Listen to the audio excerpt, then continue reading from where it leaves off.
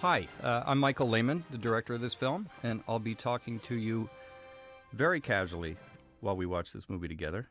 And if you think that I'm going to hit you with all the trash about this movie, you'll have to wait for the microchip version that's coming out in the next century, when everybody else is dead. The introductory narration here is by the actor William Conrad, who you may know from Jake and the Fat Man.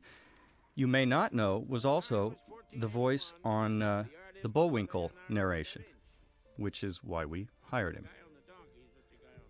We felt that it was nice to give an introduction to the movie that was a little bit of a wink and an indication that there was going to be a somewhat cartoonish sensibility in some of the violence and some of the action and some of the humor. So we sought out the person who was the Bullwinkle narrator and found that he was an actor that we all knew pretty well, William Conrad. That giant foot there was a prop from Cinecittà, the studio in Rome, and it was left over from some old gladiator movie that had been done in the 50s. Now that castle there is the Castle of San Leo near Rimini in northern Italy.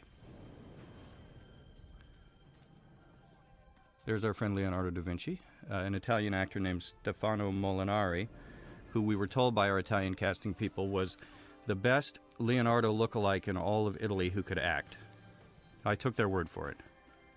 This sequence, which is a Renaissance gold-making machine in Leonardo's workshop, was actually shot on the stages in Budapest, Hungary, where we constructed some but not all of our interiors. I want to talk here about the cast of the movie. You saw Bruce Willis's name. This movie was a dear project for Bruce Willis, who created the character of Hudson Haock and developed this over the years and saw the movie, I believe, and I don't want to speak for him, as a favorite personal project that he had a lot invested in. And by the time we ended up making it, it had gone through many, many drafts and a lot of different versions. But Bruce gets a story credit as one of the originators of the story and also an executive producer credit. The effect you're looking at here was created in post-production after we shot by technicians at Industrial Light and Magic, George Lucas's special effects facility. That reflection as well. But we did build this big machine, and most of the effects in this are created on the set.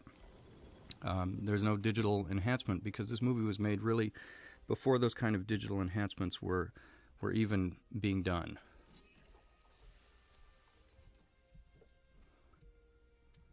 You see the name Sandra Bernhard. She, I think, is an interesting addition to our cast, a very funny woman, known at the time for having been in Martin Scorsese's movie The King of Comedy, and also known for doing her live performances.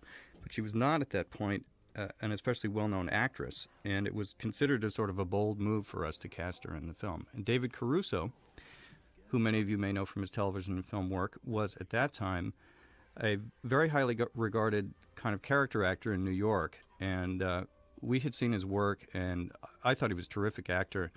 And this movie was a departure for him. He hadn't played really, I don't think he'd played in a kind of mainstream, bigger budget commercial movie at all.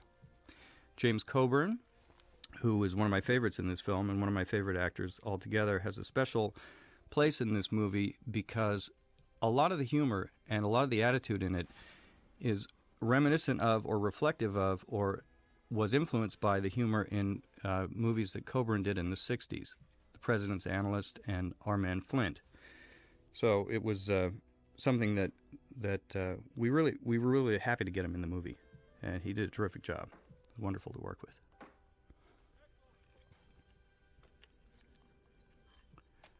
I'm going to give you a little tidbit of information here. The mustache and beard that are on Leonardo's face are different than the mustache and beard you're going to see when he steps outside. There you go. Can't get jokes like that anymore, can you? His beard and mustache were lost in transit from Italy to Hungary. And so here he has the right beard and mustache. It was very funny because we actually held up production for a couple of hours when we were shooting the Gold Machine interior because we didn't have his beard and we had to create a new one. And his beard was on a truck that was being held at the border between Italy and Yugoslavia. Here we are, once again, at the castle in San Leo. And we constructed this flying machine, that is not an actual flying machine, that is a model and a composite shot. That is the model flying. We constructed a full-size version of this and created the effect of flying, I think reasonably well, given the fact that the technology at that point was not as far along as it is now. This movie, by the way, was one of the first movies to use digital effects to remove wires for flying objects. It may actually be the first movie that used that effect. I remember at the time, that's just a dissolve from the flying machine to the bird. I remember at the time being told that we could suspend things from wires and they could go in and digitally remove the wires. And I said, well, how do you do that? And our special effects supervisor, John Knoll at ILM, said, well, you go in and digitize each frame and remove the wires. It's a fairly simple process. And what I didn't realize is that John, who had gone to film school with me at USC, was actually one of the inventors of the Adobe Photoshop program. So he's doing pretty well these days. Here we have Bruce. The exterior shots were actually Sing Sing Prison, which we shot, and we were planning on shooting interiors in Sing Sing, but couldn't really get access to do what we wanted. This interior was shot in L.A. Towards the end of our shoot. You can see how tired Bruce looks because we've been shooting for almost 100 days at that point, which was a good attitude to have being let out of jail. The actor playing Gates is Bert Harris, who's a wonderful New York actor and also a producer, and was for many years Sidney Lumet's first assistant director and producer, and a character. Did a great job. Fun to work with. You ain't out yet, wise guy. See, I can set you up and send you back anytime I want. It's a very fine line between ex-con and escape-con. Hey, Gates, do it yourself. So that's the first example of how the Hudson Hawk character, Master Cat Burglar, can remove keys from a guard's hands and lock him in jail. One sweet move. This was our first day of shooting, actually at Sing Sing. That's the gate at Sing Sing. I remember this shot coming up here was the very first one we shot, where he walks along. You can see the fold in the hat, vaguely Three Stooges-esque, which was one of the influences for the sillier humor in this story. That's the first thing I did. Smooch the ground and taste the freedom.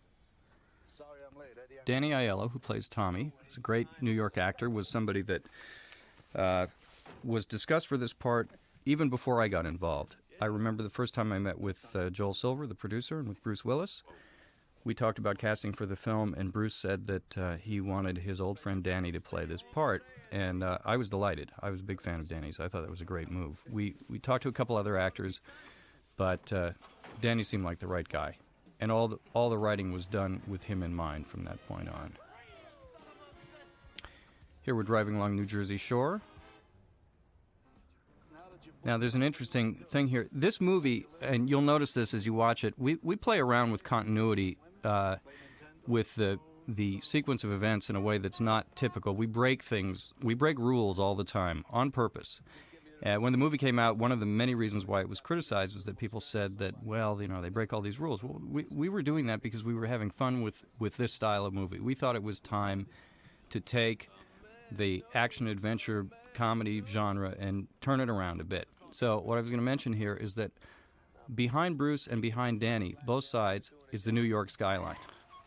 So in real life, you don't have any spot where you have the west side of New York on both sides of your car, but it exists in this movie for the rest of eternity. Here we are in Hoboken. He's your parole officer, for Christ's sake. Hey, look, I am not going deaf.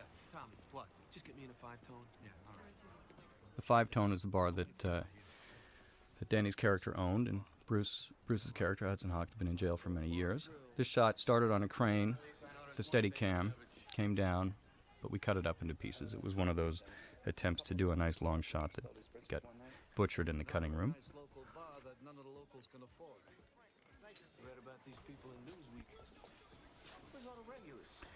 See, here's some humor that definitely dates the movie. He's talking about yuppies. Remember them? Everybody talked about yuppies back then in the late 1980s. And one of the strains of humor in this movie had to do with the financial excesses of the 1980s and the Reagan era, and you'll see that in the bad guys and the way things are depicted. I think most of that survived the film. We had a few more jokes like that in here. Here Hudson Hawk is trying to drink a cappuccino. And you may not realize that back then, in the old days, there was not a cappuccino bar on every corner in this country. And we were actually concerned that people wouldn't know what a cappuccino was. And there was some talk up front about whether we should have him drink something else. The two guys who just shot at him there, the Mario brothers, as they were called, the one on the right is Frank Stallone, who is Sly Stallone's brother, and an actor and a singer, and a funny guy. The one on the left is Carmine Zazzoro, who was the one in the middle there. Carmine was involved in the production, also a funny guy, a New Jersey character. Directions even your brother could understand. Yeah, directions even I could understand. Shut up. Hawk, you're the best. You're the only one who can do this job, you know that. Don't tell me a lot of horse shit. You want to open up a hardware store, go straight and sell spatulas. I always love the way Frank Stallone says the word spatula. Sounds like spatulates. For a long time, we sat in the cutting room saying, are people going to think this is spatulates? Sid, have you lovely ladies tried our house wine? I think you'll enjoy. Beat it, Tommy, huh? No dinosaurs allowed. Enough! You don't do that. Now, the thing is, when this movie came out, a lot of people, I think, were expecting a solid, hard action movie along the lines of Die Hard or Die Hard 2. And we were attempting to provide a little bit of action and a lot of the kind of pyrotechnics you see in those movies. But this was, and it was meant to be a comedy. You can see in the background on the TV there are hyenas eating some carrion. We thought that was a good yuppie detail in a bar. Witchcraft. 3 minutes, 57 seconds. Night and day. So a running theme in the movie is that Bruce and Danny's characters use the timing of songs to time their robberies. And this was an idea that Daniel Waters, the screenwriter, came up with. I thought it was a terrific idea. The thought that two guys who were great burglars and a great team used completely low-tech methods, and that rather than have complicated timing devices or any sort of high-tech tools, Hudson Hawk used lockpicks. He never, ever used a gun. This was part of the original conception that Bruce had for the character and that Steve D'Souza, who wrote the first draft of this form of the script, did. The idea was that Hudson Hawk and Tommy had their own sort of very personal method of timing out their burglaries, and they played this game of timing songs together. This seemed like a really great idea when it was come up with, and there was a lot of discussion between me and Dan and Joel Silver and Bruce Willis about what kind of songs to use, because we were wide open. We finally decided to settle on certain kind of show tunes. There are two places where they sing songs while they burglarize, and I thought that was a good choice, and I think it lends a proper sense of humor to those scenes. But, well, when we get to them, I'll talk about it more. But that was something that also was pretty, raised a lot of eyebrows around when the movie came out. This scene, by the way, was shot in Rome, where we built actually most of our sets, if not the biggest sets. How many seconds? How many what seconds? On the thumb cuffs. Well, not counting the bitching and whining, I'll be nice and say 8. You know they're not going to let you walk away from this job, kiddo. I ain't never gonna get rehabilitated this way, Tommy. See, we were trying to inject a little reality in it here, that Hudson Hawk didn't want to be a criminal anymore. This was part of the original scheme here. Now we're back in New York. We are on 57th Street, and shooting at the location at night. real pain in the ass to shoot in New York at night. Wonderful place to shoot, though. And this must have been the first week of shooting. We were already running across difficulties getting everything done because it was a complicated shoot. Same location, same building.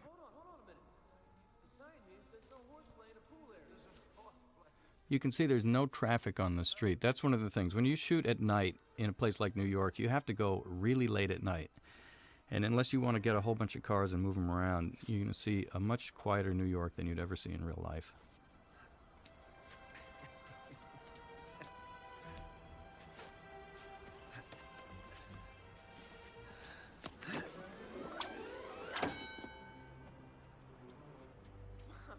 Now, there was a great ad-lib from Danny that I cut out.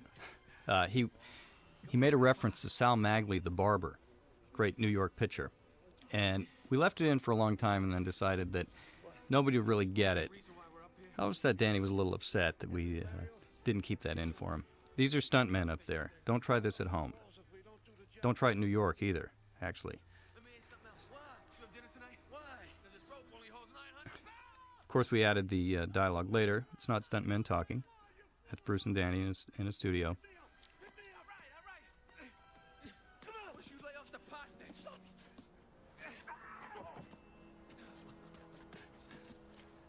Now, pretty soon,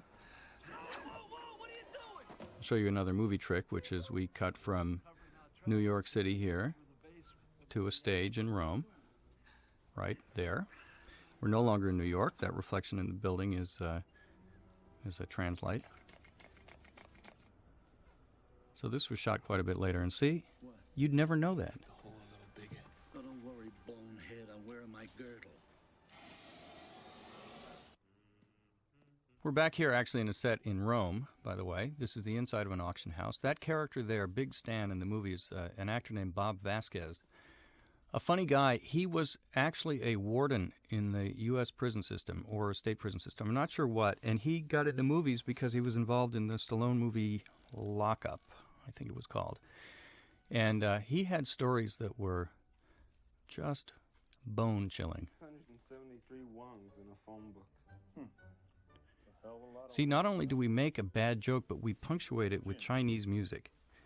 How many times do you get to see that in a film? Once again, going back to the theme of the low-tech mode of entry, these guys are on skateboards. Thought it was kind of cute. This, once again, was a set in Rome. We didn't go into a building in New York to do this, although we did scout locations for this sort of thing. Generally speaking, you try to find real locations that work. In practice, it's easier sometimes to build a set and go shoot. You can get more done. Now, this whole idea of doing a burglary in which you play around with the video cameras, the surveillance cameras, Dan Waters came up with this idea, and the plan was for these two guys to switch the tapes to rewind them when the power goes down and play the tape back of 15 minutes before so that security guards would think they were watching a live feed. I thought that was a really good, clever idea. And I've seen it in a movie since. I can't remember what movie it was. But whoever you are, you know that you stole from us. I want you to take responsibility. Yeah, good plan, Junior. We got about 5 minutes and change.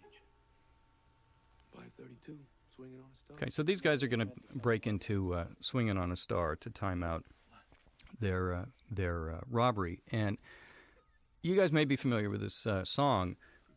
It was actually recorded by Bing Crosby, or famously recorded by Bing Crosby.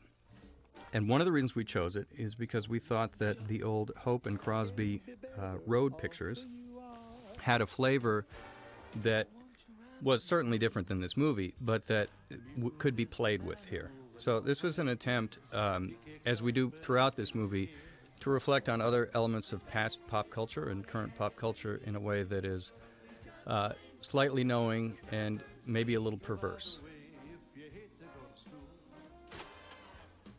Michael Kamen, who composed the music for the movie and was involved from fairly early on in the process, did a nice arrangement for us. When we shot the scene, I wasn't really sure yet whether I wanted to have a full arrangement and do it like a musical number or do it more realistically and have these guys kind of singing to themselves. So we played around with it in the cutting room, and I thought it was much funnier and more unusual to have these robbers essentially do a musical number while they rip off an auction house. That's something that you see in movies even less often than Chinese music over bad jokes. And it was something that was, I think, pretty roundly criticized when the movie came out. Audiences just went, "Oh my God, what is going on here? We're watching an adventure movie or an action movie, and all of a sudden these guys are smiling and singing," which is kind of my response to every musical I've ever seen. And I thought it was a good thing to do in this context. Nowadays, if anybody's brave enough to tell me that they've seen this movie or liked it, they either tell me, "I love the singing when they break in," or "How in the world could you have done that? What did you think you were doing?" So I think it works. I think it's funny. You could be better than you are. And chances are you won't see these actors perform in a musical again. Just got out of jail yesterday, and I'm robbing an auction house. Let's go. Now, these two guys here, just so you know, the one on the left was the publicist for the movie, Michael Clasterin. The one on the right is Scott Edo, who was Bruce's makeup artist. All I wanted was a cappuccino. So if you think they're amateur-ish in their acting, I disagree with you. I think they're great. You could be swinging on a star. Let's take it home. You could be swinging on a star.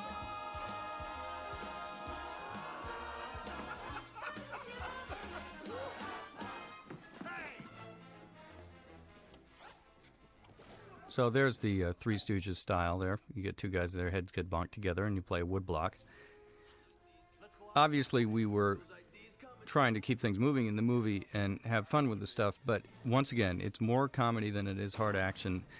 So something that I'll say over and over again was not really expected in this film when it came out, and probably got in the way of people's enjoyment. Here we are in New York. There are going to be two guys jumping soon. Can I ask you a question? What? I'm not as fat as that guard, am I? Oh, no. You're a slender reed compared to that guard. Come on, Slim Jim. Okay. These are two very brave stuntmen on descenders, which are cables that keep them from falling all the way to the ground. You can see the cable if you look closely. Now, you'll notice that they fell through an awning, and Bruce fell into a chair. Once again, when the movie came out, a lot of people said, "This doesn't make any sense." Well, duh, that's the point. So we were kind of playing around with the conventions of action-adventure movies very deliberately, and I think all in good fun, and people either got it or they didn't. I love that moment because it makes no sense whatsoever. This actor is Donald Burton, who plays the part of Alfred the Butler. It's interesting, in the Steve D'Souza draft of the script, the character that Donald plays was written as a 7-foot-tall African Zulu warrior brandishing a spear or a knife. And I thought that was an interesting idea, and I actually met with Wilt Chamberlain at the time, one of the high points of my life. And when Dan Waters did a rewrite, we talked about it, and we decided we would have more fun playing off of the kindly Batman butler element. There's a bit of blood for all you blood fans. So we cast a conventional English butler and gave him a vicious Bond-esque retractable knife. I think Gates promised Talk a cut, too. Those things are much harder to make work than they look like. I venture to say if you wanted to go out on the streets in New York with a knife like that, and you weren't Laurence Olivier or Donald Burton, you'd have a really hard time because they're bulky and they don't really work. Ta-ta. Something folk. Yo, 5 token. Did I miss anything? Gates tries to blackmail me. You ask me, did I miss? We're back in New Jersey here. Once again, this running cappuccino joke, which we were sure nobody would get because they didn't know what a cappuccino was, is further reinforced by the fact that nobody knows that's a cappuccino machine because it's an old one. You may want to get this looked at. Geez, Gates was killed? So who do we send a thank you note to? A butler did it. That was a cross between Alistair, Cook, and a Cuisinart. Took Mr. Ed, Humpty Dumpty'd it over Gates' head, and get this. He said it was made by Leonardo Da Vinci's Sforza. I consider it to be the prize of tonight's So auction. Danny Aiello had the hardest time saying the word Sforza, and I don't blame him. It's a tough word to say. And honestly, I don't know whether there really was a Sforza horse created by Da Vinci, but Steve D'Souza says that there is. And It will be ready for tonight. we did take after take after take of Sforza. And if you go back and look, you'll see that we never actually have Danny on camera saying the word Sforza, because I think we had to record him in a recording studio to get it right. Butler's forcing me to steal something, which now it appears I didn't steal after all. It's all too goddamn peculiar, Tommy. Let me ask you something. What? How much does a new tuxedo cost? A fantastic example of Florentine bronze. Now, in the long tradition in adventure movies of characters in tuxedos, we got Bruce into a nice tuxedo there, and without a tie, however. And we are, to a certain degree here, echoing a scene from North by Northwest, which takes place in an auction house. That's a pretty lame reference and a pretty obvious one, so I'm not going to dwell on it. Andie MacDowell makes her first appearance here. I will talk about her presence in the movie. She's a wonderful actress and has enjoyed a great career and was doing very well at this time because she had been in Sex, Lies, and Videotape, which was released the year, maybe 2 years before this. And she had also done the movie Green Card and put in a great performance. She was not, however, the original actress cast in that role. We originally cast Isabella Rossellini, and which I thought would be great. I love her. I think she's a terrific actress. I had a couple of meetings with her. She was set to do the movie, and Hudson Hawk got delayed. Hudson Hawk was originally going to be shot right after Bruce finished a movie called Mortal Thoughts, I'm pretty sure. And what happened was Die Hard 2 got accelerated into production more quickly than expected, and Bruce and Joel Silver, the producer, went off to do Die Hard 2, and I sat around for a number of months prepping this film. During that time, we lost Isabella Rossellini because she had other commitments. Then we cast an actress named Mariska Detmers, who was a Dutch actress who lived in Paris, who was quite good, had only done European movies. And when she showed up to work, she had back problems, serious back pain, and she lasted about 3 days, and we finally decided that she just wasn't healthy enough to do it. And I'll get back to that later. But Andie MacDowell didn't actually make it to our shoot until maybe a third of the way through. And she did a great job stepping in. It was a very difficult part.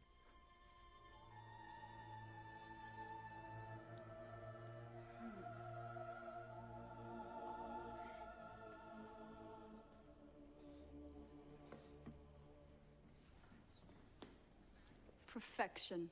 The Vatican extends its jealousy to the lucky bidder. Thank you, Doctor. We'll begin the bidding at $20 million. To you, sir. 20.5. Richard E. Grant, who plays Darwin Mayflower, is a terrific actor and a very funny character, and makes a great compliment to Sandra Bernhard, who makes a great entrance. Both of these characters are clearly playing their parts in a way that's rather amped up and more driven by energy and comedy than by subtlety. There, that's a good example. I happen to think they're both really great, and we were going for something that was risky, and in letting the performances go that far over the edge, it was fun. It works sometimes it doesn't work, but they were great doing this. There, you get to blow up an auctioneer. Another one of the fun things you can do when you make a movie. There was an actual dummy exploded. That wasn't the real auctioneer. So if you or your children are worried, we didn't kill any auctioneers in the making of this movie. That column is made of lightweight material, so it doesn't kill anybody, but it fell down nonetheless. That was bold of you. You didn't have to do that. Anybody would have done the same thing. No, I mean, you didn't have to tackle me and rip my dress. Oh. Oh, I'm just kidding. Thanks for saving me, tough guy. Why was that guard chasing you?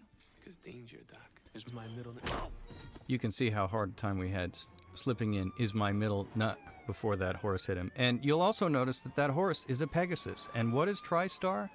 What is their logo? A Pegasus. Now, why would we have the studio logo hit Bruce Willis in the face? I don't know. You can answer that question. Okay. This was one of the last things we shot in Los Angeles. One of the only things in the movie shot in Los Angeles, besides the prison that I mentioned earlier. Oh, that's got to hurt. We were on a stage in Burbank, and this is the real Brooklyn Bridge, however. We did a big sequence on the Brooklyn Bridge here on a hospital gurney. In order to do this, we had to shut down the Brooklyn Bridge for about 5 nights, which made us incredibly popular in New York. In fact, wherever we went, people seemed to be aware of us, and they were so happy that they couldn't take the bridge back and forth to Manhattan. We were actually shot at by snipers from Brooklyn. I'm not kidding. That young lady there, who asked him if he was going to die, was the Playmate of the Year, but she was also a friend of the production and did a great job with that little line. Now, Bruce is out there on a motorized gurney. It was not safe to have a real gurney going loose over the bridge. We looked at the Jerry Lewis movie, The Disorderly Orderly, I think it is, has a famous gurney chase. And I tried to do as much as I could, just like the way Jerry does it. And this is what we got.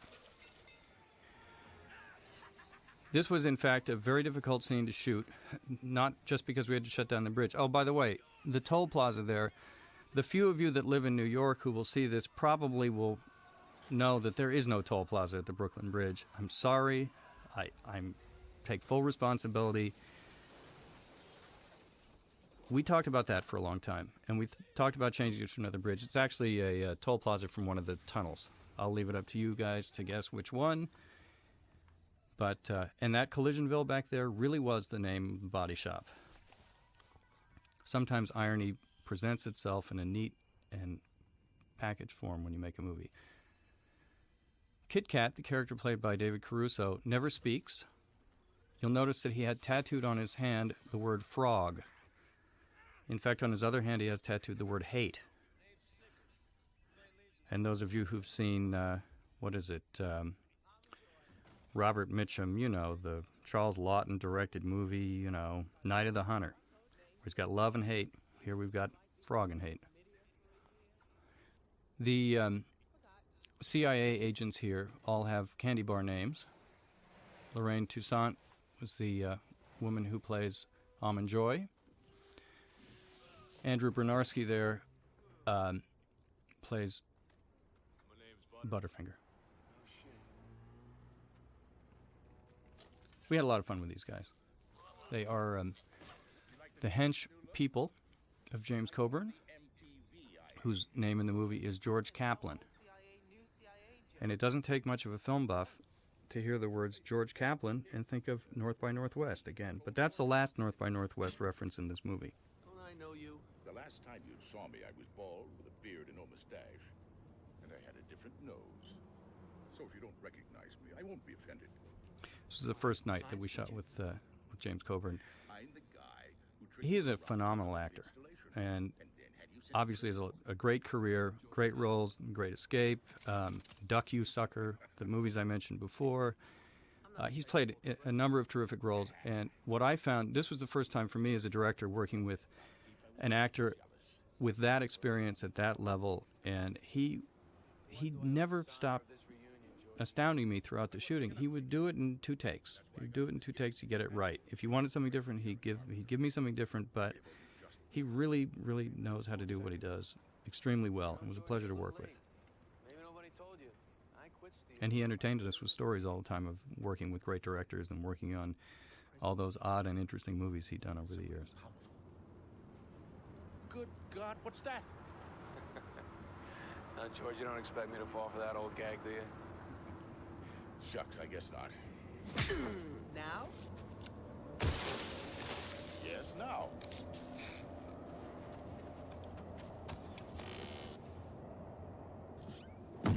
Now, how could you not think that we're making a comedy here? This, by the way, I think was our first actual shot in Rome. I'm not positive anymore. It's a long time ago. But we had to find an apartment in Rome that provided a view of something that was characteristically Roman. And when we looked around and we saw some great apartments, I wanted to move there after scouting. We found one place that was right up against the Colosseum. So you'll see here we go from box to apartment. And we move across the room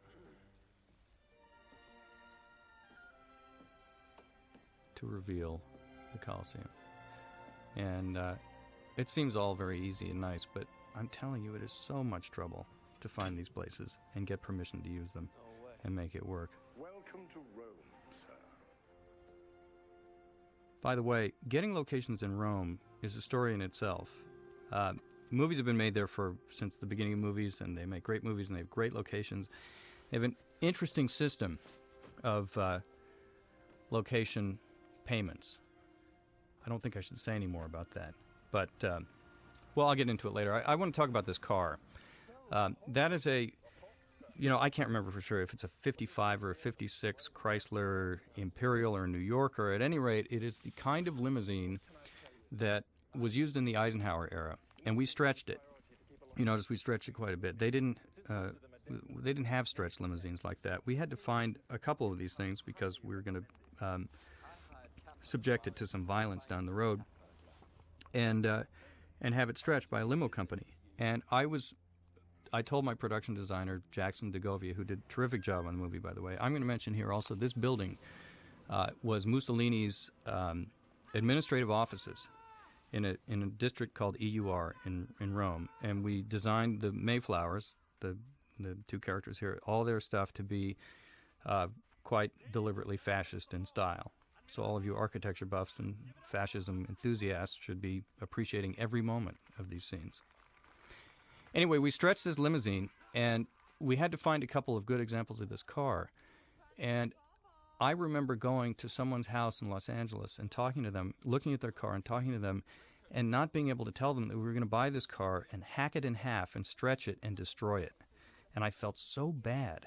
You know, people do so many dishonest things when they make movies. I felt so bad about that because this guy loved that car. God's sake, somebody chain this convict. Listen, Hawkey, this might be hard to believe. Now that sound might be familiar to some of you as the Flint phone sound from Our Man Flint. I had to put it in somewhere. And we actually conceived those cuffs with a musical keyboard, probably as an opportunity just to put that Flint sound in there. Richard E. Grant's slap of Donald Burton there, by the way, was entirely impromptu. And if you back it up and look at Donald's face, he did a great job of just sort of sticking with the scene, even though he was slapped rather rudely right across the face. Now, what that dog is doing to Bruce, well, I guess we can talk about that now because it's being done everywhere.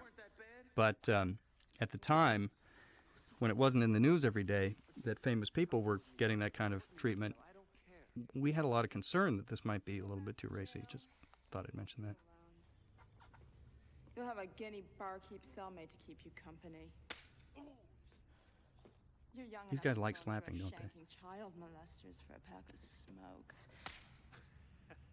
But Tommy Five-Tone will go in knowing the next time he gets out will be to attend his own funeral. Now, I want to take the responsibility for some of this away from Sandra and Richard. They were encouraged to play these characters in a very arch fashion, and I salute their bravery and their commitment to do it. Honestly, I think that it's a tricky thing to play this kind of material that way, and a lot of people don't like it, and a lot of people do. And I look at it now and I go, wow, I can't believe that we actually did that, but we did, and it's part of the charm of this movie. I believe those photographs were taken by, I'm not sure, by an LA photographer named Greg Gorman. But I heard they had a lot of fun taking those pictures. Now, shooting in the Vatican is obviously something that isn't done. And we were able to drive our limousine past the Vatican without getting in trouble. Those two guys, by the way, Steve and Doug Martin, are old friends of mine. They're both filmmakers and very interesting people, and they agreed to come along to Rome to play the silent parts of Ig and Ook. They didn't realize they were committing 6 weeks of their lives because of the way our movie was scheduled. This, by the way, is this location is a villa outside of Rome called Caprarola, which is used for every Vatican shoot in every movie ever made. When we were scouting it, The Godfather 3 was there.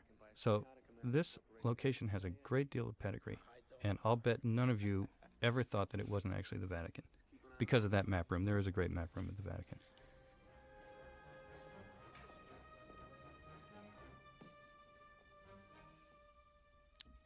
Now we're back in sets built in Cinecittà. This set was the first set that we worked on in Rome, and I remember when we got there that Joel Silver, the producer, brought in a Catholic priest to bless the set, which is by far the weirdest moment I've ever had in my movie-making career. He assembled the entire crew, Italian and American, around this part of the set here, and the priest blessed the set, and Joel talked about who he was and how much money his movies had made and what a great star Bruce was, and thanked the priest for blessing us and said this would help our production, and I don't know if it really helped, but it was a lot of fun.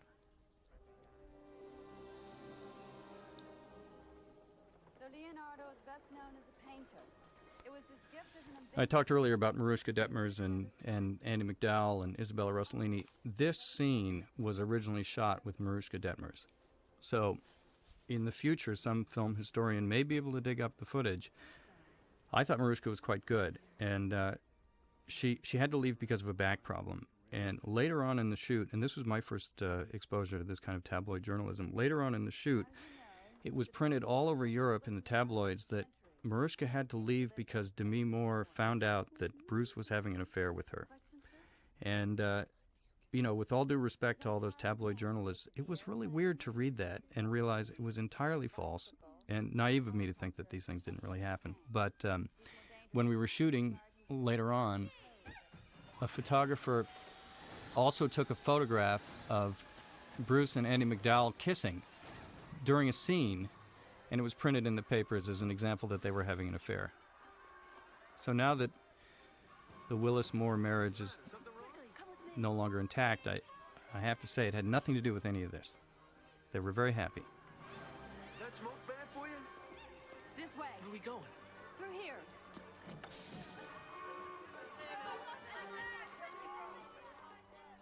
That big chandelier, by the way, was designed by Jack DeGovia. Was a huge contraption that actually did what you just saw it do, which was collapse and encase the Codex book. Now here, this is interesting. This location is a postal subway. The idea is that this is how the mail gets into the Vatican, because we all know the Vatican has their own post office, and we concocted the idea that somehow they would have a whole, monks there sorting the mail, and little trains that come in from the rest of Italy and the rest of the world. In actual fact, this is a micro-gauge railway system that's a postal railway in the city of London. And our line producer, the producer who actually was responsible for the day-to-day workings of the movie, Michael Dryhurst, knew about this, and when he read the scene, he said, there's a great postal subway in London, and I think we can get the location for a day or two and shoot there, which we did. We flew to London, I think, on a weekend and shot a very difficult, busy single day down there. Hey, thanks.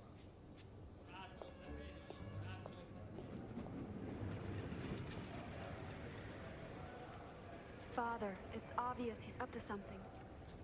Report upstairs at once. Yes, sir. See, a talking Jesus is something you also don't see in very many movies these days. I know it's a staple of old movie making, but Here we're in a different location in Rome.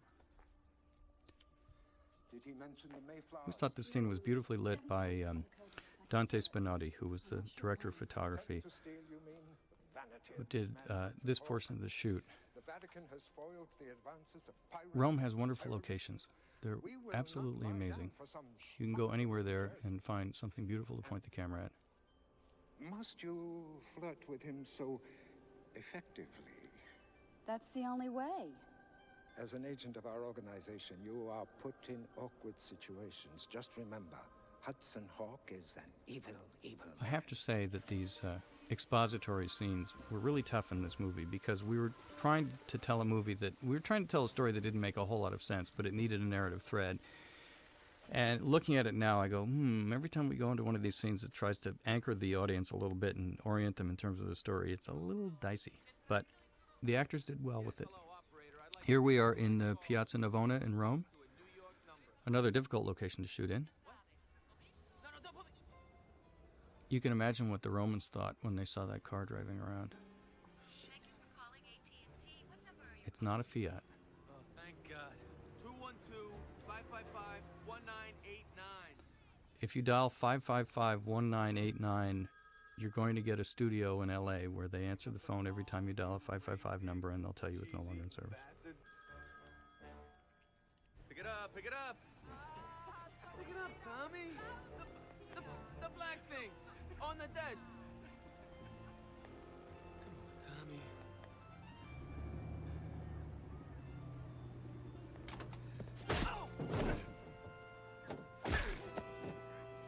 Come on, Tommy. This violence all seems so tame by today's standards.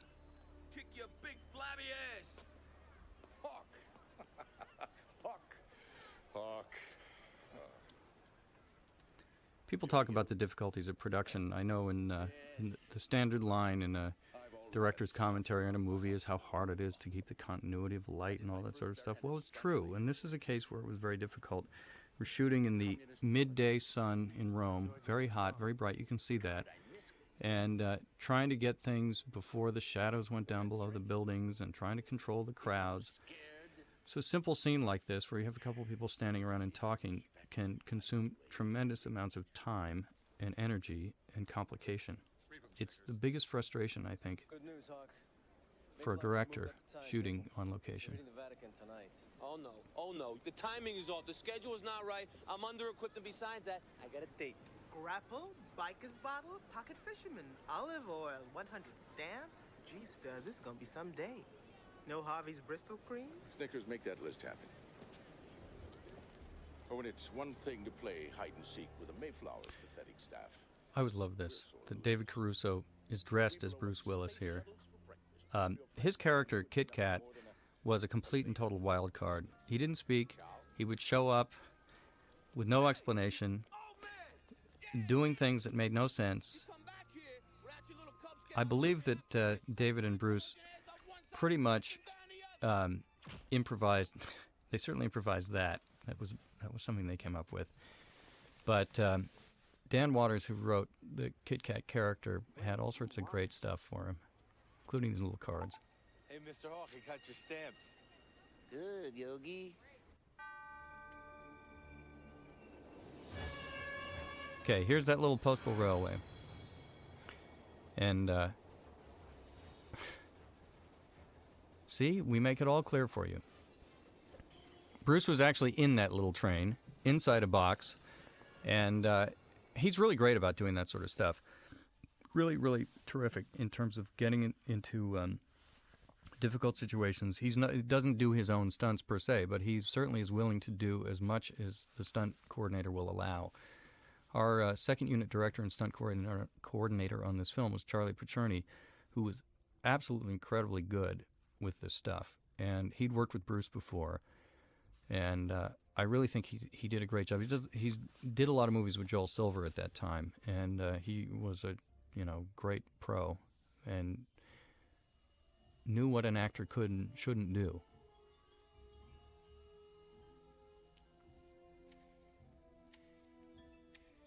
I can't remember if we had to enhance those beams in post-production, but it was a kind of a nice effect.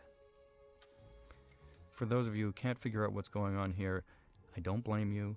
It's not that easy to tell.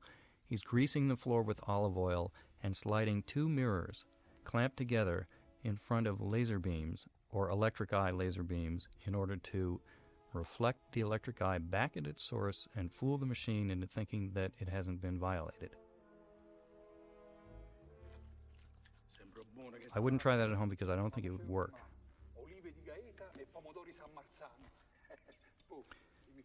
The 2 Italian actors here came up with the idea of spaghetti out of a thermos. I thought that was good local color.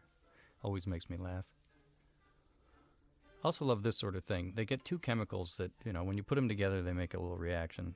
I have no idea what that's supposed to be in real life, but it looks so good on screen.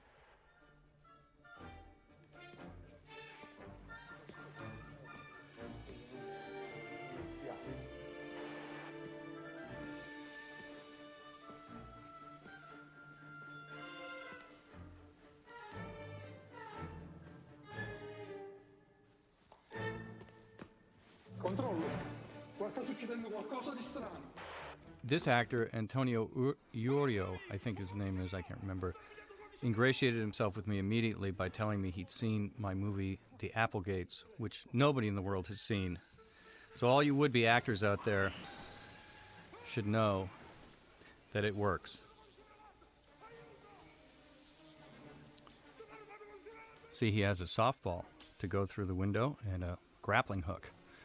Once again, the idea that he's a low-tech burglar who can pull off the most sophisticated job with the simplest of tools is something that I really think is funny and good here. Now, that is a translite, which we brought in to do a couple of shots. It's a huge ordeal to do this stuff. These things were shot on the back lot of Cinecittà.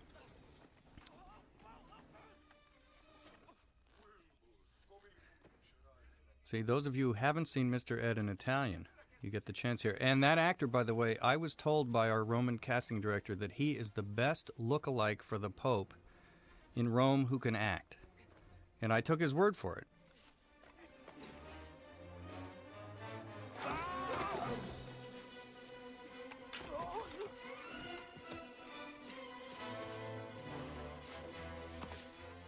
So this sequence was shot in the back lot at Cinecittà and out on the streets in Rome. Fairly, these things which look so easy and are fairly straightforward get to be very complicated. I know it's so stupid to hear a director say that, but it's really true. And I look at this, I'm just saying this because I look at it and go, oh yeah, we spent 3 hours setting up that shot. And we had to do all these little things to make it work. We were going to have Bruce land with the light between his leg, the lamppost between his legs, but we decided that was too silly, so instead we had him fall on top of a bus with chickens. And fall right into a chair, which is something that you may remember from earlier in the film. So we're quoting ourselves here at this point. I was never convinced about the feathers coming out of his mouth, but it is cute. You look very nice. You really do. What? I am the waiter, sir. See, we were Americans in Rome making a movie, so to have the Americans say, what? And bring me a bottle of ketchup. That's what the Europeans think Americans are like. See, so we wanted to give them reason to believe that they were right. It actually was, it's an interesting thing about making a movie. As an American making a movie in Europe, you learn a lot about how Americans are perceived abroad, and you learn a lot about how crude and horrible you are as a person, because they remind you. This movie did very well in Europe, by the way. Did I mention that? Harry and in love. Grazie, molto bene. They had the worst ketchup when I was in prison. Prison? I was a warden. How long were you in? Let's just say I never saw E.T. I never saw E.T. either. Wow. You were Just in kidding. the joint, doing hard time.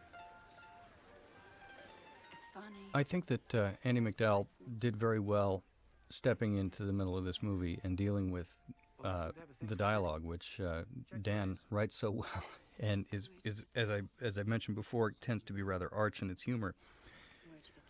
And we were constantly trying to figure out the right tone for her, and she really proved to be a very willing, she was willing to experiment and play around, which was great.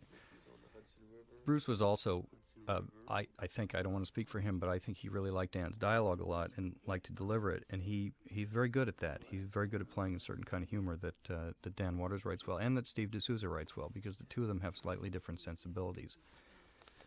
I should mention, since Bruce here is talking about his character, the origin of his character and all that Bruce conceived of this character at some point, I think before he did Moonlighting.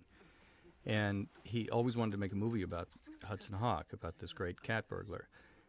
And there were scripts written by the writing team of Reno and Osborne, which I actually never read. And then Steve D'Souza, who had written Die Hard 2, and I can't remember if he wrote Die Hard 1. I think he did. Steve D'Souza wrote a draft that was very funny and very lively and very much a kind of fun action-adventure comedy. But it was a little bit, I felt it was a little too close to home, and that it was too much like too many other movies, and that people had seen enough of this stuff without being reflective on it, and that it would be fun to take the genre and turn it on its head and have things like Talking Jesuses and stuff like that. And so Dan Waters, who wrote Heathers and was a friend of mine, came in and worked on rewrites and ended up reworking a lot of stuff that D'Souza had written. And I think that it's interesting how it evolved.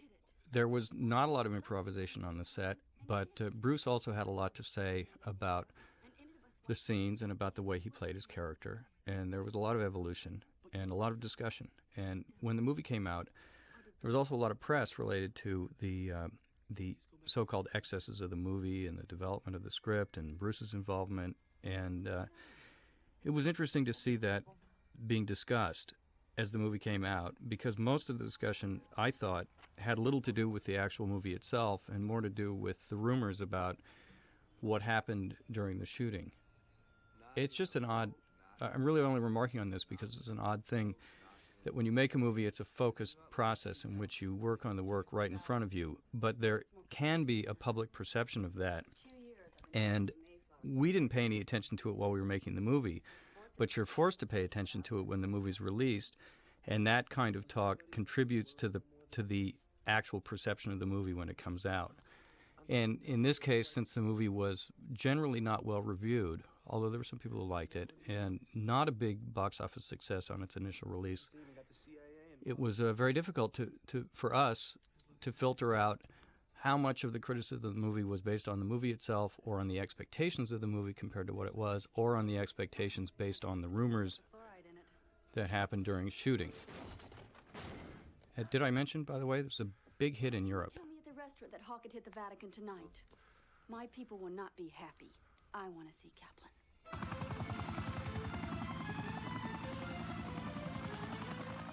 There's the beautiful castle in San Leo again. I mentioned earlier how difficult it was to get locations in Italy. To shoot at a castle like that's a national monument, you have to get approvals from the government and from all the various bureaucrats that are responsible for this stuff. And by the way, this set here is in Hungary. So they walked from Italy to Hungary in a few short steps. Getting permission for locations was very complicated and sometimes very expensive and always very uncertain. And one of the difficulties we had in making this film was, in order to get locations, you had to plan way in advance, sometimes months in advance, to get the proper permissions. And since we were making a movie and sometimes making changes in the script, there's David Caruso dressed as Andy McDowell, which I think is absolutely wonderful and great of David to do. And he just shows up very briefly. We were concerned that nobody would know it was him. Anyway, going back to getting locations there, when you make a movie, you make changes as you go sometimes, and in this case we did. some of which I'll explain because some are pertinent to the things that are going to be happening soon. And did you notice that that's not a real dog, that that's a dummy?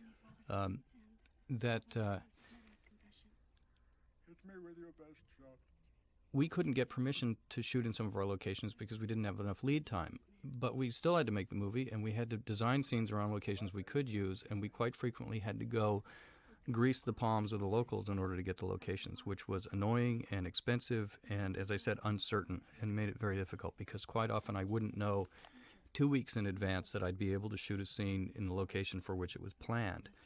And quite often at the last minute we'd show up and our location manager would say, well, we have the location, but there's a man here who's going to get into a lot of trouble if his superiors find out that you came in like this, so you're going to have to pay him a certain amount of money to make sure that trouble is not too disturbing.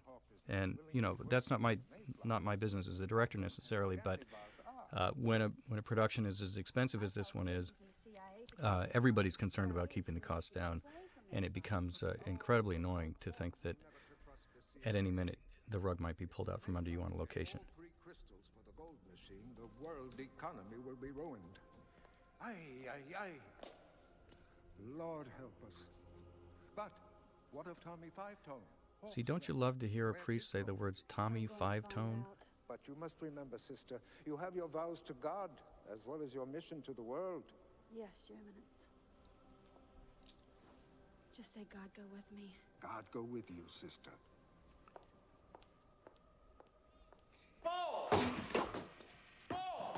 I love Sandra's outfit there.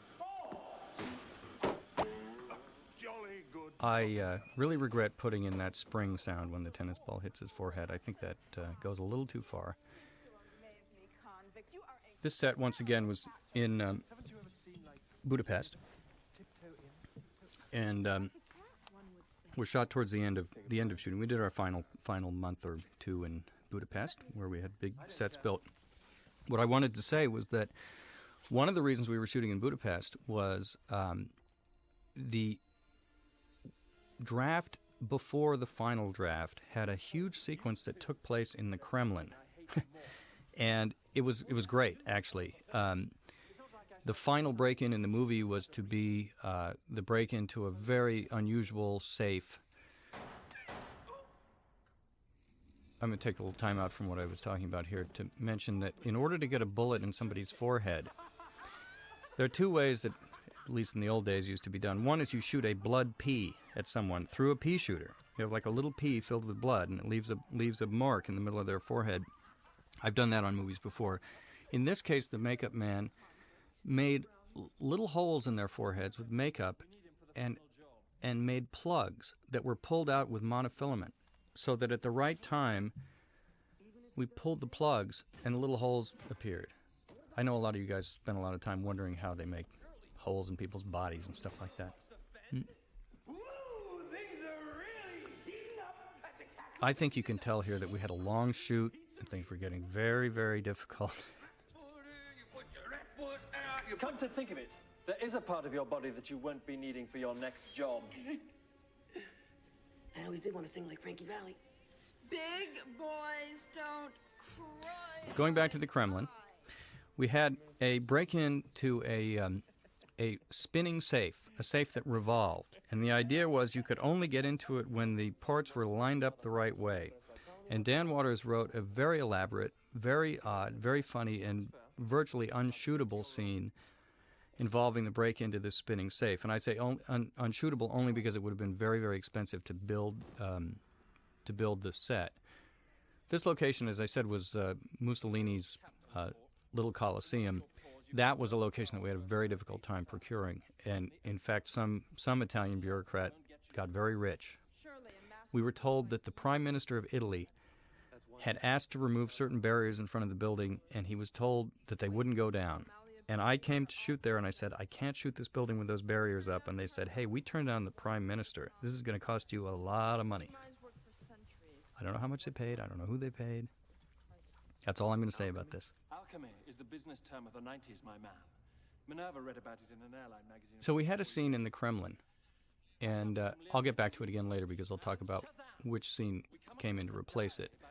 But because of that, we arranged to shoot in Budapest and scouted locations there. Now, by the time the movie was actually made, we had to change that scene for cost reasons, and we had committed to building sets in Budapest. Blue chip stocks.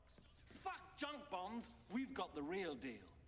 Money will always be paper, but gold will always be I wonder if in today's market, what he's saying about gold has any validity. But you know, this was a primitive time, late 1980s. They didn't have stock markets like they have now, computer trading. Drown in the saliva of their own nervous breakdowns. Sounds like a party. Markets will crash. Financial empires will crumble. Except yours. 1992, baby. The European superpowers are coming together for one business superpower. And that's one party we're gonna love. See how prophetic her words were about 1992? I have no idea what happened in 1992. On display for 3 days only at the Louvre in Paris. As opposed to the Louvre in Wisconsin? Shut up, you're gonna make me lose my place. You're gonna have to go in at night. The security will be overwhelming. 12 guards. Ho. Okay, time out. I choose not to accept the assignment, Mr. Phelps. Put me in jail. Put me in. I'm sure you guys all caught the Mr. Phelps reference, which is Mission Impossible. This was before they made a movie of Mission Impossible, so we were ahead of our time here. I'll torture you so slowly, you'll think it's a career. I always love that line. I'll torture you so slow that I will torture you so slowly you'll think it's a career. I thought that was describing my experience directing this movie at that time.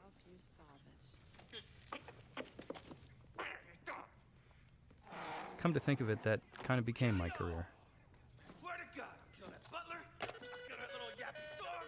Sick of it. Don't ask me to explain the significance of the two naked men arm wrestling behind Danny, but when you make a movie with strong male bonds, you have to echo that thematically in the set dressing. I broke that one too, didn't I? By the way, I think Jack Dugovia did a great job. I mentioned before that we chose fascist architecture to combine with other elements of Renaissance Italian architecture. There was a very deliberate kind of postmodern sensibility in the design in this movie. We looked at a lot of the architecture of the time that was called postmodernism and used elements from the past combined in a comic and ironic way with elements of the present-day architecture. And to a certain degree, we were trying to echo that architectural style in the storytelling style of this movie. I don't think that worked because I don't think anybody recognized it or cared to recognize it or even cared if they did recognize it when they saw the film. But it's interesting to me, looking back on it, that was one of the things that we talked about and one of the things that we tried to put in. Those were a couple of dummies thrown off.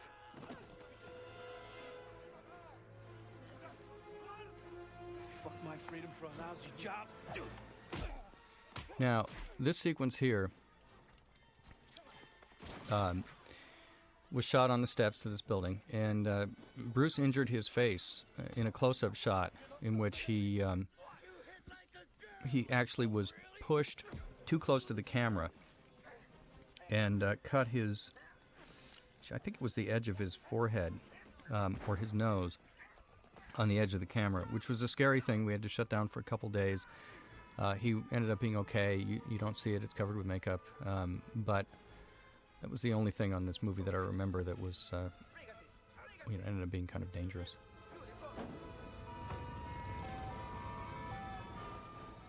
Besides the release of the movie, which was dangerous to all of us. Plan B.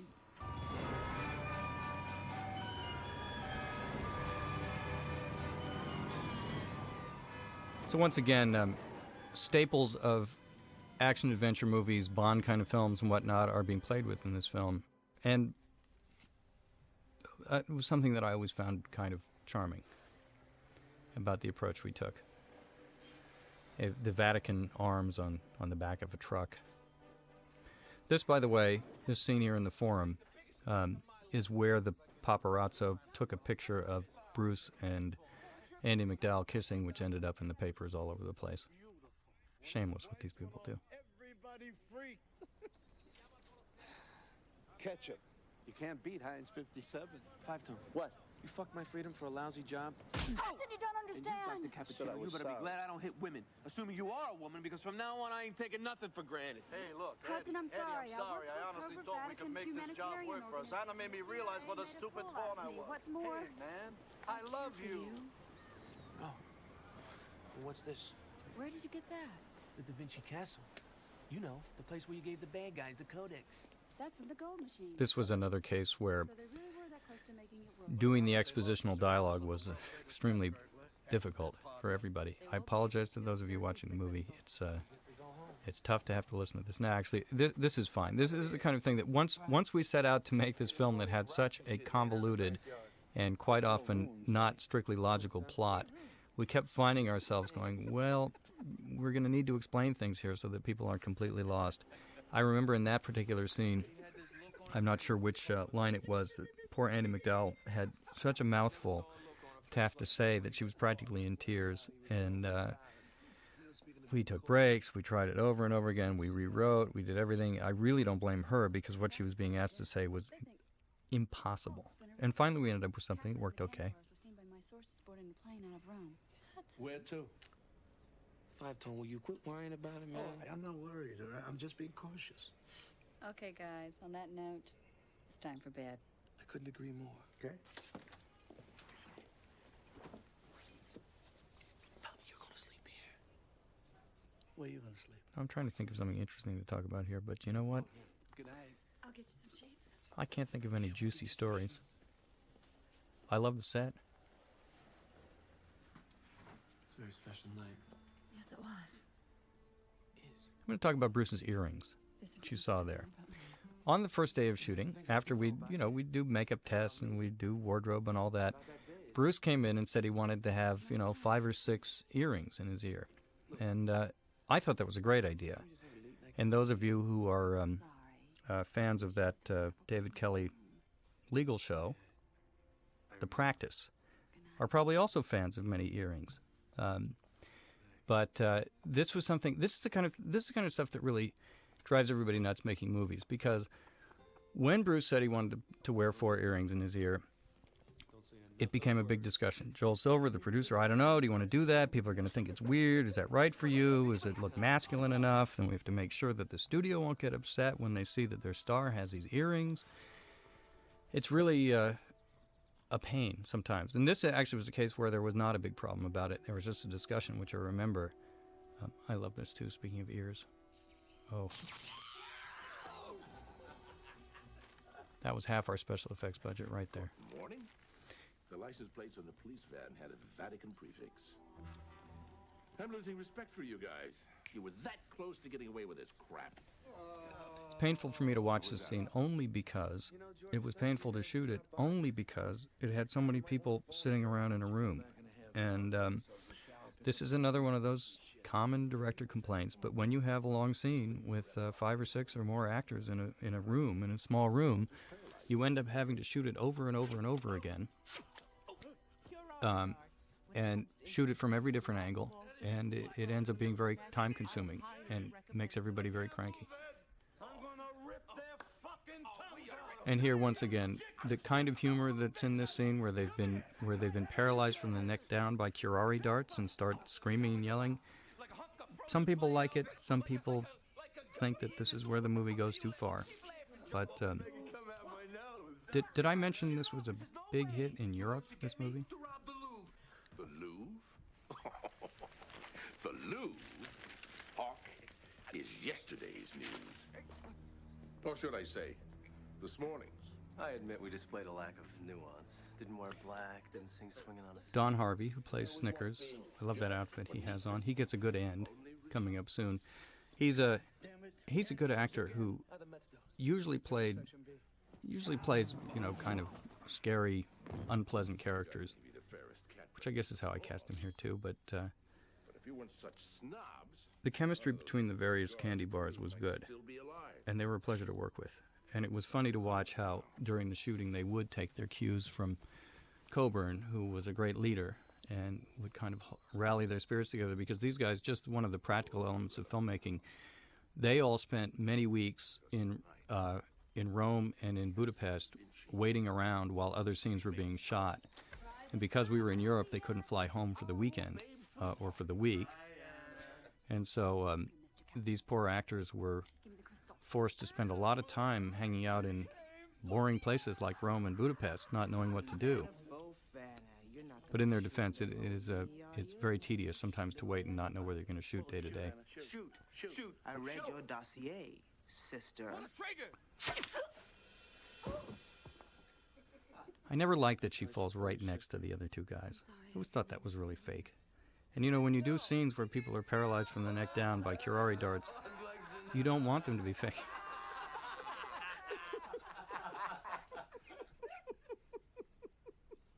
Those better be tears you're crying, Tommy. It doesn't mean I don't love you. Oh, no. You love me. It's your job. You probably love Butterfingers over there. Oh, yeah?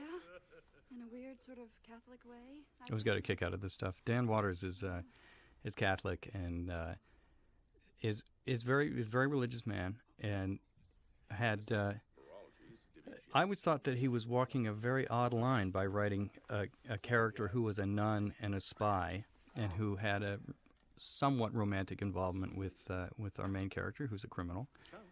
And I used to ask Dan how he felt about that, and he never really gave me an answer that satisfied me, so I can't answer that mystery. But there's a lot going on under the surface in these scenes because of that. The good news is you'll be completely unparalyzed in about 2 minutes. Bad news is that leaves you only 5 seconds to defuse the bomb. Bombs?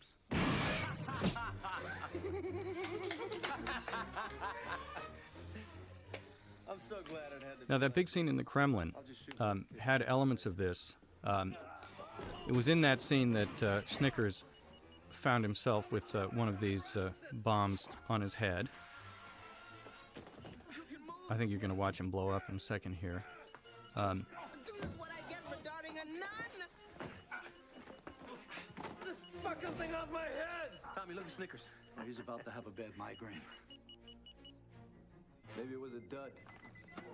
So I regret being so insensitive about a character who's about to be blown up. I apologize to all of you. Now here, once again, we're in Budapest. You can see the elements of fascist architecture and art. Not to mention Sandra's wonderful dress and hat. Marilyn Vance, Straker, did the costumes for the movie. She did a terrific job, I think, and very inventive, did very funny stuff. If you could do us the honor and decipher how the code works, we would be eternally grateful. What does the color blue taste like? Here's where Annie McDowell really shines in this scene. It's absolutely terrific what she does. And this is what I was saying before about to step in the middle of the movie and do dolphin sounds, and to have to do this with actors like Richard and Sandra is a sign of great courage and also great ability. If you want to save Annie, you got to find the castle first. Quit pushing. I'm not pushing. Count of 3. Why not just go now? Okay. Hey, Tom. What? Who are you, Bob Hope for Texaco? What the hell are you talking about? What are you doing at We have some more continuity things coming up here that it goes from day to night very quickly. And once again, we're just playing around, trying to fool around a little bit with the conventions of filmmaking. I remember when I was in film school, a teacher had shown us a film, which I think was Johnny Guitar, and talked about all the ways in which it broke the conventions of storytelling. And I remember raising my hand saying, you know, they just made a mistake. They didn't know how to do it right. They didn't have the money. Why are you guys talking about this as if it was intentional? And here I am, explaining to you that these things were intentional. Hey!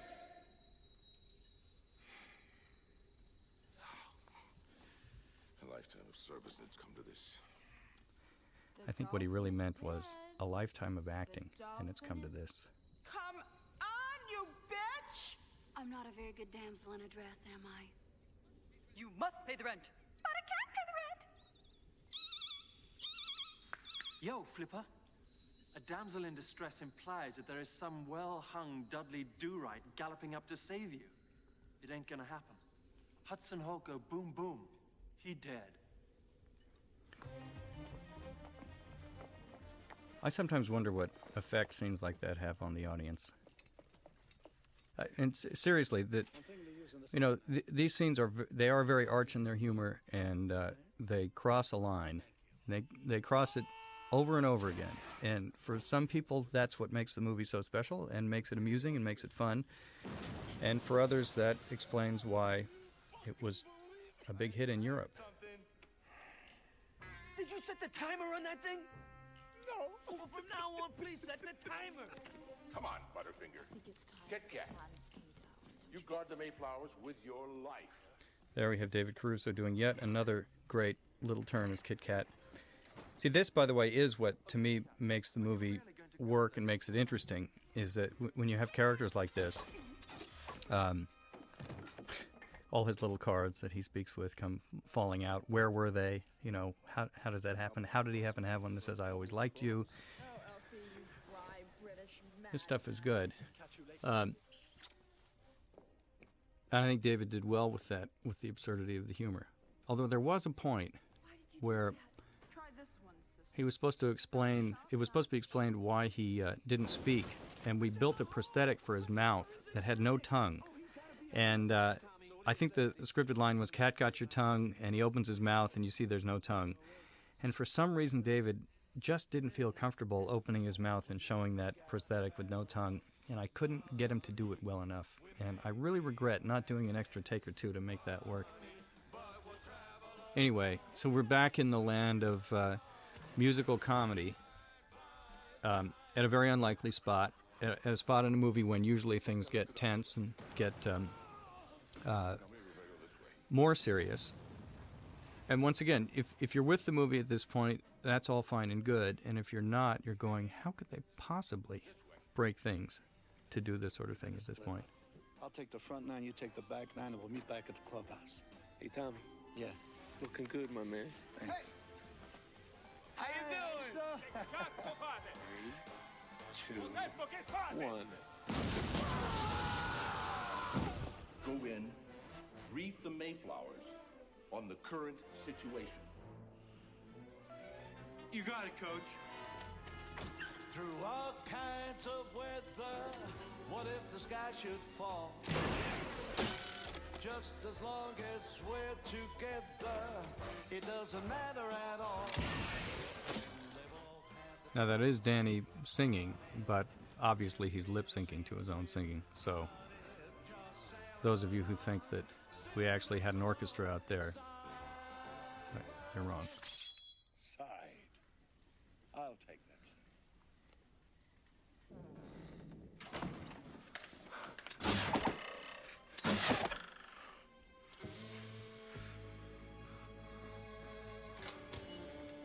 I always thought Sandra was very convincing there.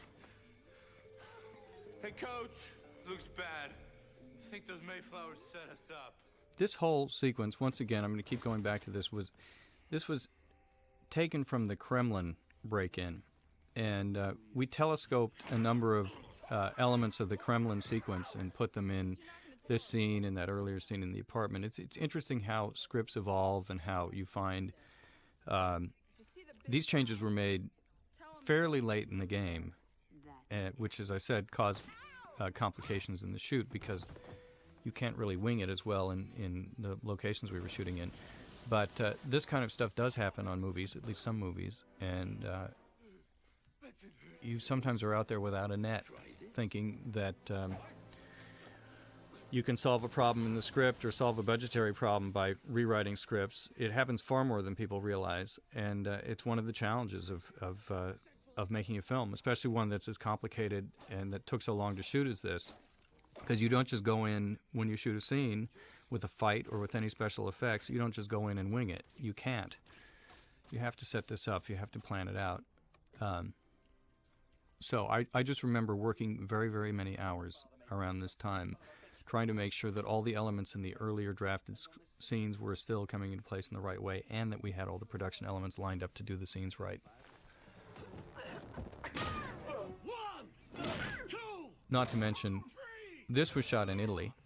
All the exteriors were shot in Italy a good 6 weeks or so before the interiors were shot in Hungary.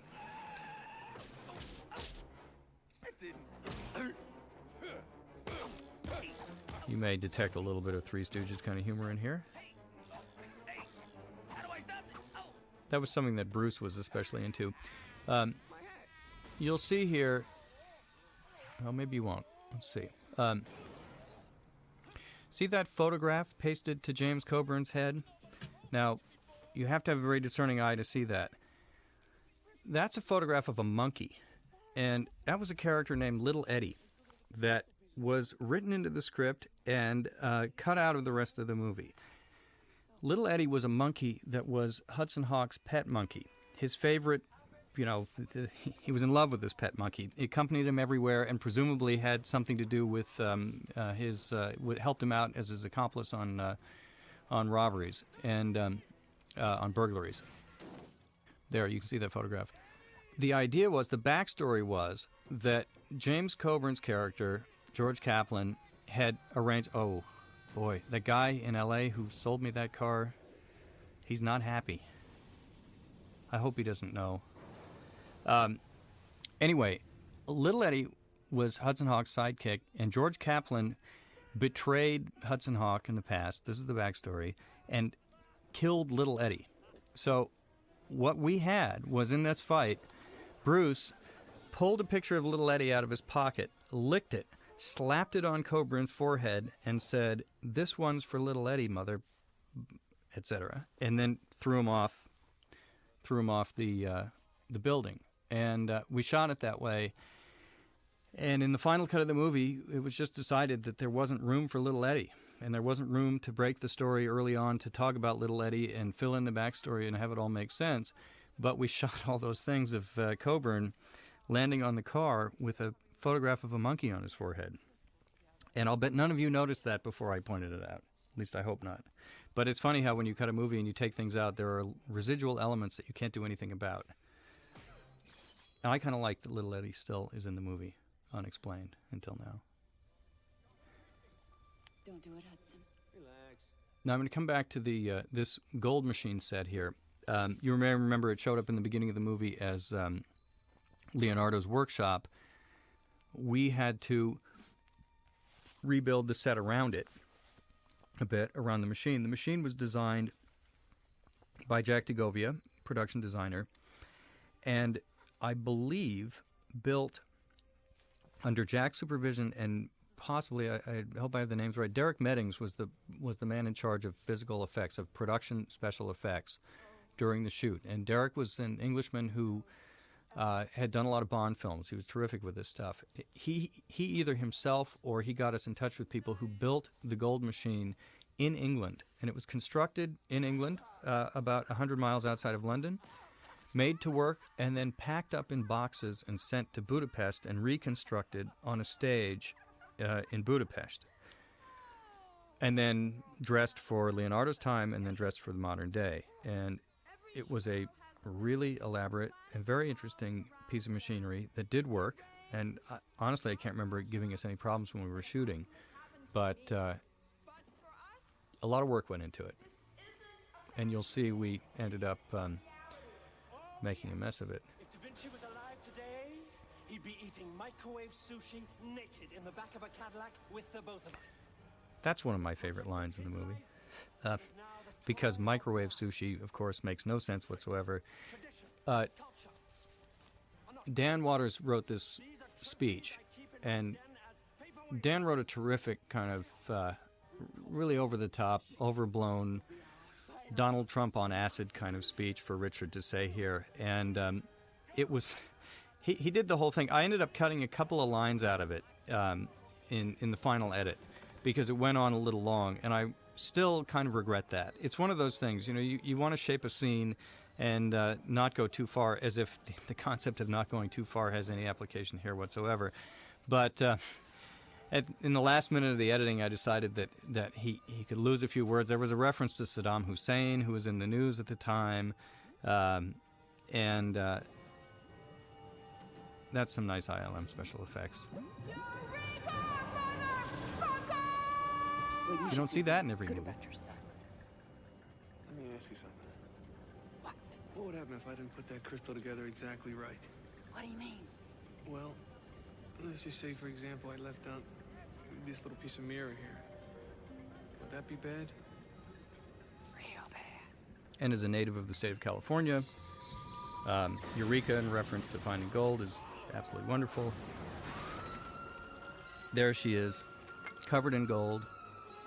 I have to say that Richard and Sandra were both quite capable of playing anger, confusion, horror at this point, because they've been stuck in Budapest for many weeks.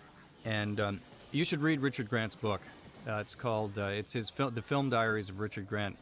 Very funny discussion of what it was like to make this movie. And he says a lot of stuff that I really can't say right here. But if you want some more details, read his stuff. It's funny. Definitely your turn. All right. Stay over here and try to stay out of the way, all right? See, I don't know how Dan could have written a scene where a nun kisses a superhero. It just seems wrong to me.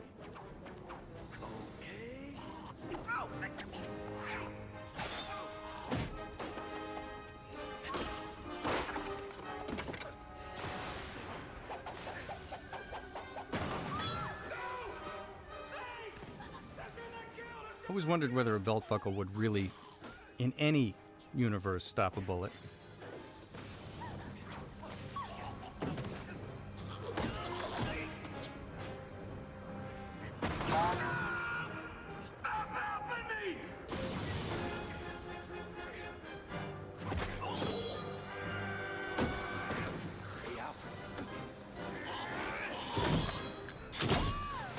You won't be attending that hat convention in July.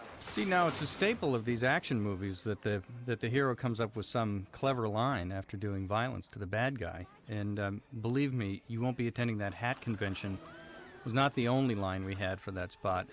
The idea was actually to be making fun of these things a bit. I do love this moment.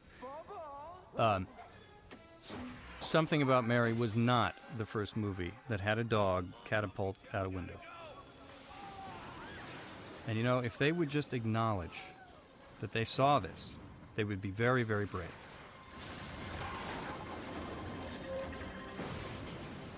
Now this, that is a model, by the way, just so you know. That's a model. That meaning the castle that exploded. We didn't really explode a castle in Italy.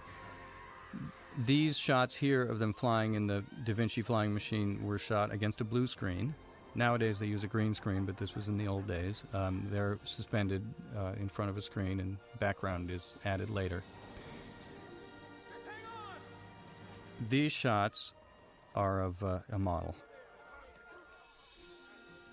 Here, in those shots, we suspended Bruce and Andy in a full-size glider off a crane and swung them down towards the ground. Sounds easy, but it's not. It's really not.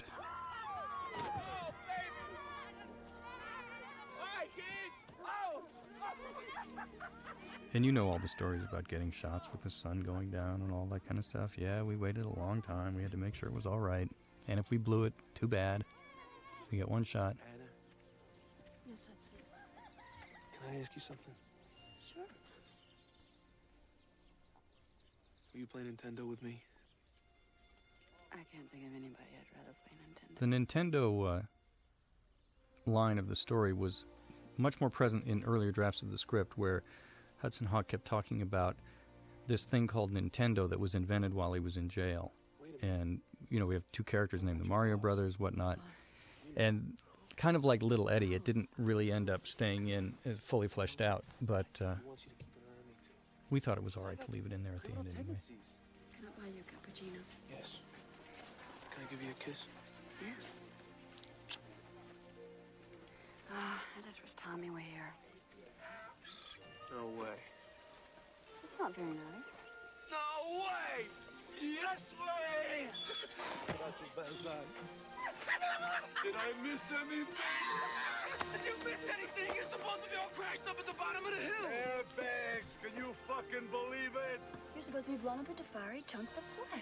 Sprinkler system set up in the back. Can you fucking believe Now, we all know that in these movies, people defy death every which way, and nobody seems to shrug about it. We thought it might be funny to come out and just do a really bogus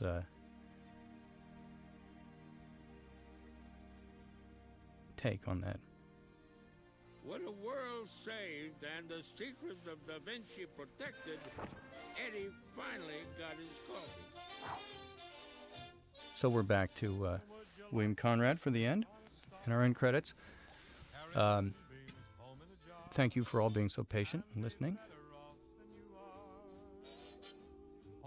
This movie was, we shot for over 100 days under very difficult circumstances, and to a certain degree we're pretty brutally punished when the movie came out, but probably at this point, when nobody really cares anymore how much was spent or how well Bruce Willis and Joel Silver were doing in their careers at the time, and whether movies like this were signs of excess and needed to be brought down, I'm hoping that people can look at it and see where the humor came from, and also see that we were actually ironically commenting on a lot of the things of which we were being accused. And at the time, there were things that we were satirizing pretty directly, which we were accused of abusing. And maybe that's right. Maybe we were trying to have it both ways, and when you do that, you're running a pretty ugly risk. But I hope that in retrospect, people can look at the film and enjoy it as it was intended to be enjoyed. Thank you very much.